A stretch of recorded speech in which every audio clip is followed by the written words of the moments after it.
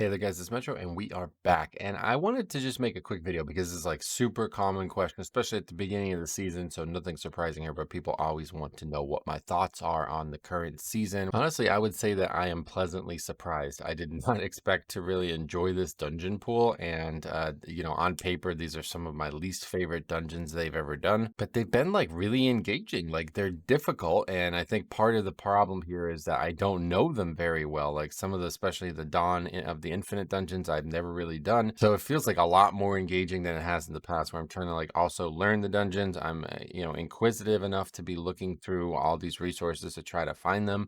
I also think the resources are better than they have ever been in the past as well, which is really cool. I'll show you that in a second. But in terms of the actual dungeons and like the balance, it's not really getting any better. I feel like this is something we've been talking about since season 1 of Dragonflight, really since they announced that they were going to be doing this. I just do not think this is a good idea if your goal is to have 8 balanced dungeons against each other. Frankly, maybe that is not the goal. I don't know, because now 3 seasons in a row, you have clear outliers on the top and on the bottom. Shadow Moon Burial Ground was probably the clearest outlier. Court of Stars was a big one in season 1, but I don't really feel like there was that dungeon at the bottom like there was right now. I think like Throne is difficult, but I do not think it's that unfair. Now that we've figured a few things out, I think like the meta there is going to evolve and it's going to get a lot easier as we go. I also think that dungeon's probably the only of the 8 that is actually getting it easier on Tyrannical. That's simply just because the trash is just insane. So the bosses aren't really going to be easy, but they're just, the trash should just be way easier. So you can just do more of what you want in that dungeon. But yeah, the Rise of to Iridicron's Rise, I have no idea. The terrible naming on those 2 dungeons. That's the upper half of it. I just don't think that one is very well tuned at all right now. It feels like all the bosses are incredibly difficult and all the trash is incredibly difficult. Like the whole thing. And I think it gets really bad when you compare that to a Taldazar. Like a Taldazar just poses no actual threat, literally just the last boss. That's the only thing that even feels remotely properly tuned. Anyway, Everbloom might be the one that is the most surprising to me. I actually am really enjoying doing that dungeon, and there's a lot of stuff you can do as Blood DK. Blood DK feels so powerful in there, dude. There's so many things you can interrupt, so many things you can grip, stun, move around. AMS is so good in there, man. It's like great dungeon. I just wish I had a freedom, because apparently you can use freedom on those flower debuffs that you get, and it will stop you from getting the debuff there, which is going to make that trash so much easier. So Prop Pally's looking good in there too. But yeah, this is really the season of the interrupt. Like there's like 3 dungeons that are just need hundreds of interrupts per dungeon, and there's just not a lot of people playing classes with interrupts outside of the DPS role. Unfortunately, as Blood DK, like we have good interrupts, but a lot of the things can't be stunned or gripped. You just need straight up actual interrupts. And when you have over half the healing population playing either Resto Druid or Discipline Priest, then that is a big issue. Especially because you still see like a lot of ranged meta. I'm really shocked to see Ogvoker still in S tier though. This is probably the thing that I'm the most confused on. I don't know if it's like a scaling thing or what, but we've been playing with Ogvoker a lot and they are just not doing good damage. Like very bad damage. If you saw the actual like competition that they're putting out in terms of like a BM Hunter or a Havoc Demon Hunter, it's like, yeah, let's just take another Havoc Demon Hunter. Like that's so much more damage than Ogvoker. Now Ogvoker is unique in the fact that they bring incredible defense for themselves too, but for the whole party. They are the only DPS spec in the game that brings anything remotely. And they're better than every spec, like tank and healer. Nobody brings anything this strong. But like now that that's not also providing an equitable amount of damage, then it kind of makes you wonder, like, oh, we're doing in a Taldazar where there's no damage, like, there's nothing dangerous. We don't need the extra health. Is it a good invite? Like, yeah, I don't know. Maybe they finally struck that balance right. I don't know. But yeah, it's night and day. We've done like 2 dungeons, 20, same dungeon, one with Ogvoker, one without. And it's just like so much faster to run with an actual 3rd DPS. But yeah, really disappointed to see so many Discipline Priests. I know people are enjoying it. So have fun, play what you enjoy always. But just realize that if you're pugging and you're doing dungeons like Everbloom or Waycrest Manor, which just needs so many kicks, you're just so limited when you have a Discipline Priest. Even if you're looking for something like an AoE stun, you know what I mean? Like they don't have these things and it's not like they're not bringing anything that I feel like is super valuable right now.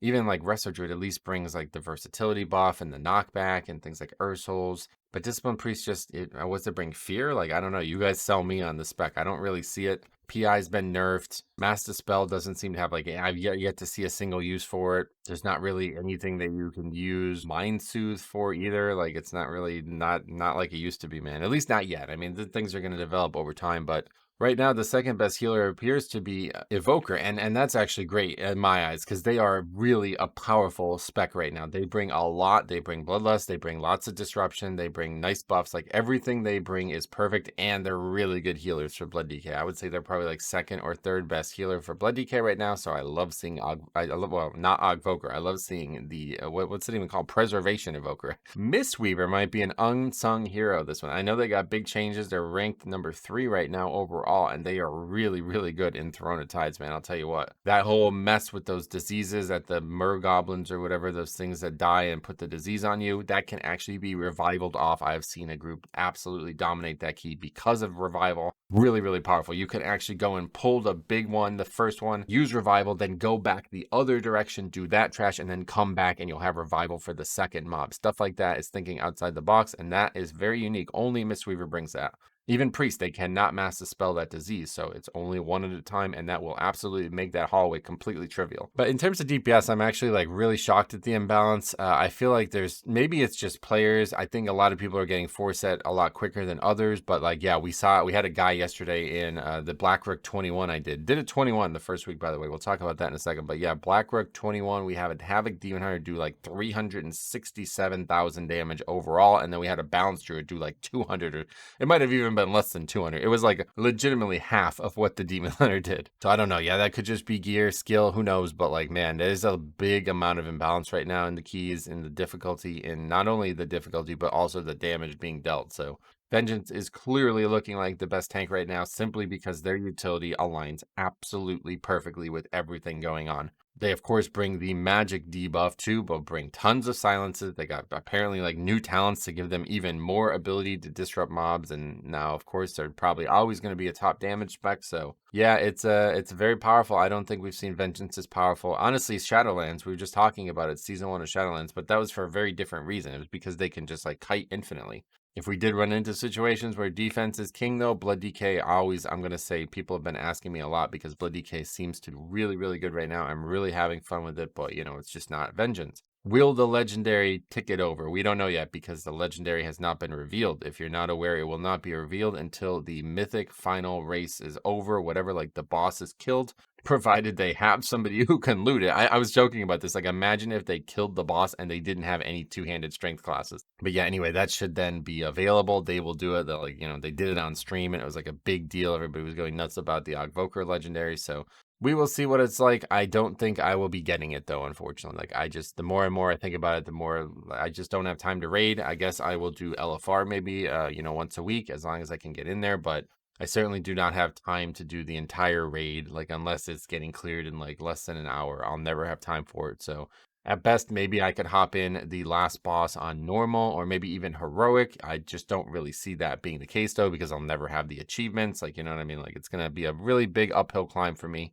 So I probably never will get it. I'm kind of either praying that it sucks or that it's like super, super powerful and it's going to completely rearrange my patterns in my head to make me want to go get it. But the big elephant in the room is, yeah, 26s already upgraded, and there's still many days to go. I mean, we still have like over 24 hours before the seasonal reset. Like, the first week is over here, and this is not really okay, I would say. Like, I mean, we're only a few levels lower than we were at the end of last season, and last season was nerfed to the ground. Like, it was the easiest season ever. Will we see higher this season? Yeah, I mean, it has to be, right? Like, unless somehow this is just the absolute easiest to fix set ever and every other week is going to be awful.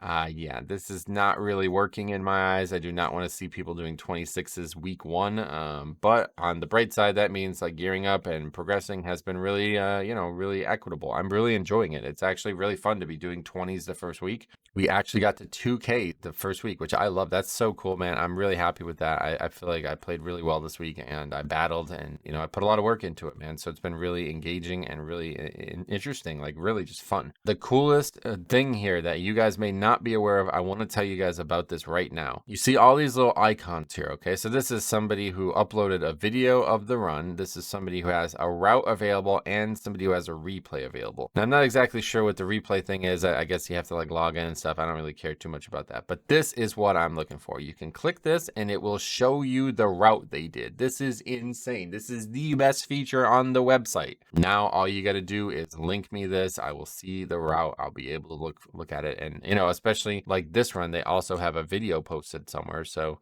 if you guys don't know about this, definitely check this out if you're worried about routes. Like eating into my own, like, I know, you know, people ask me about routes all the time. Like, don't even worry about it, man. Like now we have it on Raider.io. You can go and take it from there. You could literally copy the MDT string. So like, I mean, to me, there's no real reason to be making videos about this stuff anymore. Now you can just go straight to the source, which is awesome. I think this is a very, very, very needed feature, and I'm really glad to see that. But yeah, overall, I'm very pleased with this season. It's been the most fun that I could remember. I mean, I don't really remember every start of every season, but I always remember struggling. Like, I know it's always a battle to get what I even need to think about getting, which would usually be like a 20 in season 2. If you didn't watch the season 2 equivalent, that first week, I remember like barely getting a 20 done. It was the last key of the week. It was such an empowering feeling to get that done. But like this season, we've had plenty.